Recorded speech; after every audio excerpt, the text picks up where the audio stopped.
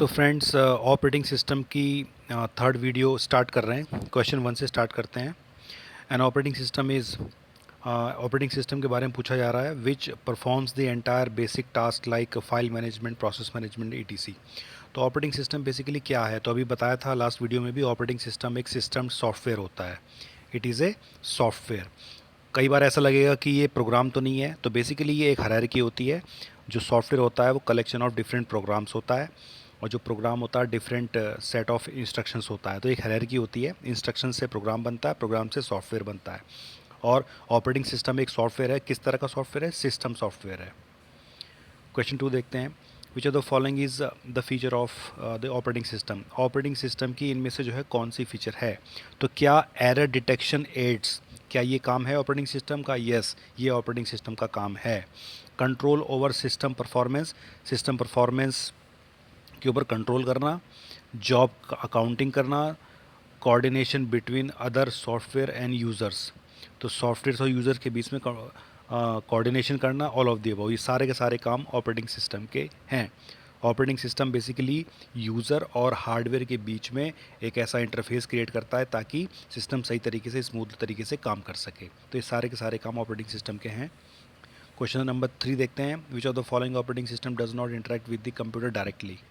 In fact, in this operating system, each user prepares his job in an offline device and submits it to the computer. तो ये होता है batch operating system में।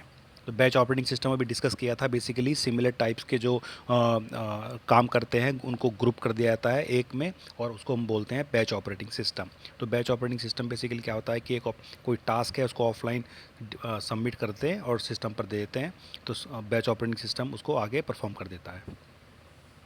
Question number 4 देखते हैं। Fill in the blanks. Operating system is a technique that enables many people located at various terminals to use a particular computer system at the same time. तो ये time sharing होता है, क्योंकि time sharing operating system होता है। एक system को different terminals पर यूज़ किया जा सकता है और डिफरेंट डिफरेंट टास्क को परफॉर्म किया जा सकता है। इसी को हम बोलते हैं टाइम शेयरिंग ऑपरेटिंग सिस्टम। 6 देखते हैं। Which of the following is not a feature of batch operating system. तो देखो बैच ऑपरेटिंग सिस्टम की कौन सी फीचर इसमें नहीं है? तो लार्ज टर्न अराउंड टाइम। तो लार्ज टर्न अराउंड टाइम होता है किसमें? Batch operating system. ये बिल्कुल ठीक है, हमें गलत बताना है।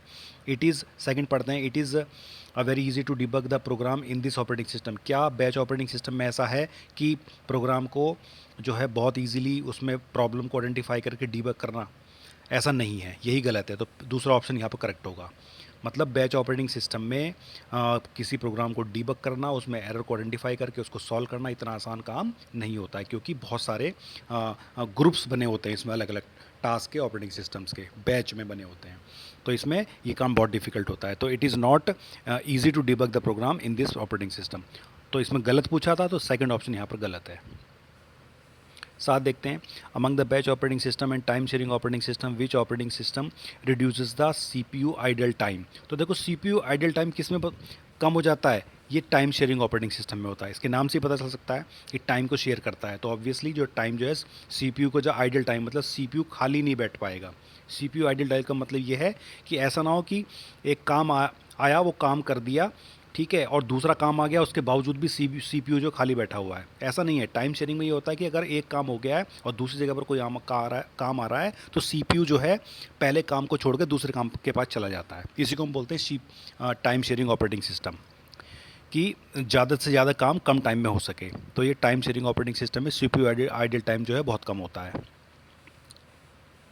8 which of the following operating systems are multiple central processors to serve multiple real time applications and multiple users. तो ये बैच ऑपरेटिंग सिस्टम में होता है। किस में होता है? Which of the following operating systems use multiple central processors to serve multiple real time applications and multiple, sorry ये टाइम शेयरिंग का ऑप्शन है, बैच का नहीं है, टाइम शेयरिंग का है। Which of the following operating system uses multiple central processors to serve multiple real time applications and multiple users. तो time sharing operating system की बात चल रही है। आगे बढ़ते हैं। Question number 11। Which of the following is not a network operating system. इनमें से कौन सा जो है नेटवर्क ऑपरेटिंग सिस्टम नहीं है? तो ये ऑरेकल जो है एक डेटाबेस होता है, ये नेटवर्क ऑपरेटिंग सिस्टम नहीं है। 12 देखते हैं, what is a boot strap program. तो बूट स्ट्रैप प्रोग्राम बेसिकली क्या है, तो it is a first code that is executed when the computer system is started. तो बूट स्ट्रैप प्रोग्राम क्या होता है, बूट स्ट्रैप लोडर आपने सुना होगा। तो जब भी सिस्टम को स्टार्ट करते हैं या हम रीस्टार्ट करते हैं तो basically boot strap program call होता है। तो बेसिकली ये है क्या है, बूट स्ट्रैप प्रोग्राम एक ऐसा फर्स्ट कोड है जो कि एग्जीक्यूट होता है when the computer system is started. कभी जब भी कंप्यूटर सिस्टम स्टार्ट होता है सबसे पहले बूट स्ट्रैप प्रोग्राम को का जो कोड है वो कॉल होता है। तो पहला ऑप्शन यहाँ पर करेक्ट होगा। Is the heart of an operating system. तो ऑपरेटिंग सिस्टम का हार्ट किसे कहा जाता है, तो सुना होगा आपने, इसे कर्नल को कहा जाता है। Kernel is the heart of the operating system. Kernel is the heart of the operating system. 14 देखते हैं, refers to the putting data of in various input output jobs in the buffer. तो ये किसकी definition है, spoofing की definition, spooling की definition है। Spooling refers to putting data of various input output jobs in the buffer. मतलब basic बहुत सारी इनपुट आउटपुट जॉब्स को बफर में रखने के काम को हम स्पूलिंग बोलते हैं, स्पूल करना। ठीक है, डिफरेंट डिफरेंट इनपुट आउटपुट के टास्क आते रहते हैं, तो उनको जो है बफर होता है, बफर में उनको रखता जाता है ताकि उनको हम आगे प्रोसेस कर सकें। तो इस प्रोसेस को हम क्या बोलते हैं, पूलिंग बोलते हैं, स्पूलिंग बोलते हैं। Which of the following activities are manage by disk management. तो देखिए disk management, which of the following activities are manage by disk management के थ्रू इनमें से कौन सी एक्टिविटीज़ को मैनेज किया जाता है। तो free space management, storage allocation, disk scheduling, ये सारे सारे ऑप्शन करेक्ट हो जाएंगे। फ्री स्पेस मैनेजमेंट, सारे स्टोरेज में एलोकेशन हो या डिस्क शेड्यूलिंग हो, ये सारा का सारा काम किस में है, डिस्क मैनेजमेंट में है। A part of a computer program that performs a well defined task is known. A part of a program computer program that performs a well defined task is known as a software बोलते हैं इसको, software. तो software basically क्या है, कोई भी task हमें मिला है, उस टास्क को परफॉर्म करने के लिए हम बेसिकली किसी प्रोग्रामिंग लैंग्वेज में सेट ऑफ इंस्ट्रक्शंस लिखते हैं, उन्हीं इंस्ट्रक्शंस से हमारा प्रोग्राम बनता है और उन प्रोग्राम से मिलकर हमारा सॉफ्टवेयर बनता है। तो किसी स्पेसिफिक टास्क को परफॉर्म करने के लिए हम जब कोई सिस्टम या प्रोग्राम बना लेते हैं उसी को हम क्या बोलते हैं, सॉफ्टवेयर बोलते हैं। तो ऑप्शन ए करेक्ट हो जाएगा। A collection of computer programs, libraries and related data are referred to as, तो हम इसी को बोलते हैं सॉफ्टवेयर। एक मिनट। A part of a computer program that performs a well defined task is known as a computer program, libraries and related software. Sorry friends, 16 का जो है वो सही ऑप्शन होगा एल्गोरिथम। ये बेसिकली एल्गोरिथम की डेफिनेशन है। सॉरी, जल्दबाजी में मैंने आपको गलत कर दिया है, आई एम वेरी सॉरी। ये बोल रहा है कि a part of a computer program that performs a well defined task. मतलब कोई टास्क हमें मिला है, कोई स्पेसिफिक टास्क हमें मिला है, तो स्टेप बाय स्टेप परफॉर्म करने की जो प्रोसेस होती है, उसकी जो पहला टास्क होता है उसी को हम एल्गोरिथम बोलते हैं। एल्गोरिथम को फॉलो करके ही हम प्रोग्राम लिखते हैं और फिर अल्टीमेटली उन प्रोग्राम के कलेक्शन से हमारा सॉफ्टवेयर बनता है। तो ये एक एल्गोरिथम की डेफिनेशन है। 16 का जो है थर्ड ऑप्शन करेक्ट होगा। 17 देखते हैं, एक collection of computer programs, libraries and related data are refer to as. इसी को बोलते हैं सॉफ्टवेयर। सॉफ्टवेयर की डेफिनेशन होती है। सॉफ्टवेयर क्या है, basically software is a collection of different different programs, some libraries and some data. ये सब मिलके क्या बनाते हैं, एक सॉफ्टवेयर बनाते हैं। 18, व्हाट आर शेड्यूलर्स। तो देखो बहुत सारे तरह के शेड्यूलर्स होते हैं। शेड्यूलर मतलब कि जैसे ऑपरेटिंग सिस्टम के ऊपर के पास जो है काम आते हैं, बहुत सारे डिफरेंट डिफरेंट टास्क जो है प्रोसेसेस आती हैं, तो उनको शेड्यूल करना पड़ता है कि कौन सा टास्क कब परफॉर्म होगा, कब नहीं होगा, कि कौन सा पहले होगा, कौन सा बाद में होगा। ठीक है, बहुत 10 काम एक साथ आ गए, 10 प्रोसेस एक साथ आ गए, तो किसको कब परफॉर्म करना है, इसके लिए शेड्यूलर्स डिसाइड किए गए हैं, शेड्यूलर्स होते हैं। तो ये पूछ रहे हैं कि शेड्यूलर्स क्या हैं, व्हाट आर शेड्यूलर्स। तो देखो शेड्यूलर्स क्या है, basically schedulers are the special software that handles process scheduling in the various ways. ठीक है, तो पहला ऑप्शन यहाँ पर करेक्ट होगा। ये स्पेशल सॉफ्टवेयर होते हैं जो कि प्रोसेस शेड्यूलिंग को हैंडल्स करते हैं डिफरेंट डिफरेंट तरीके से। जैसे आपने पहले भी एग्जांपल देखे हैं कि फीफो शेड्यूलिंग है, राउंड रॉबिंग शेड्यूलिंग है, shortest remaining time first scheduling है। तो ये सारे बेसिकली क्या है, शेड्यूलर्स होते हैं, डिफरेंट डिफरेंट एल्गोरिथम्स होती हैं जो कि हमारे पास प्रोसेसेस या डिफरेंट टास्क आते हैं, उनको परफॉर्म करने के लिए ये शेड्यूलर्स हमारी हेल्प करते हैं कि कौन सा टास्क कब परफॉर्म होगा। तो पहला ऑप्शन यहाँ पर करेक्ट होगा। शेड्यूलर्स जो होते हैं सॉफ्टवेयर होते हैं, स्पेशल सॉफ्टवेयर होते हैं that handles process scheduling in various ways, अलग अलग तरीके से वो करते हैं।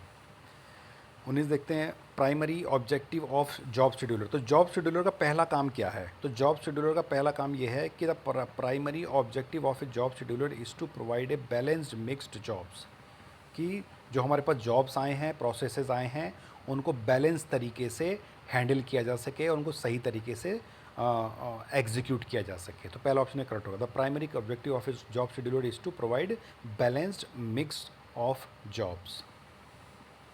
20th क्वेश्चन देखते हैं, what is the other name of the short term scheduler.